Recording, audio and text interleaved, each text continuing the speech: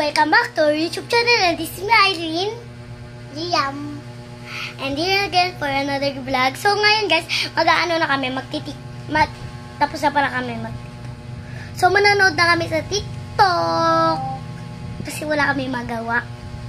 Kasi nga, wala kami magawa. Pagka inantok na kami, tapos nakatulog na kami, wala lang, ayun lang. Magtataka kayo guys, bakit panlalaki yung damit ko? Ano bang pa kayo? Gusto ko panlalaki, hindi naman ako tomboy, hindi naman ako mahilig sa mga panlalaking damit, no? Pero yun lang, wala no, ganda kasi. Lalaki lang naman. Pero bigay kasi sa akin to ng pinsan namin. Jowa na guys. Pinsan na... Pupunta kasi ako sa Manila, guys. So, wala akong masuot yun na damit. As in, parang short lang, ganun. Tsaka, panty, pajama, ganun. Meron din naman damit, kaso lang, ilang beses na ako nagpapalit-palit ng damit, kaya wala na pasok. So, ito yung nasuot ko nun. Sa pakit kita. So, ito yung suot ko na ngayon ng damit. Kasi ito yung gusto kong damit. So, guys, yan. Magti-tiktok na kami! Di ba kami naka-tiktok? Hindi pa kami pero nag-tiktok na kami dito sa YouTube. Panoorin nyo na lang.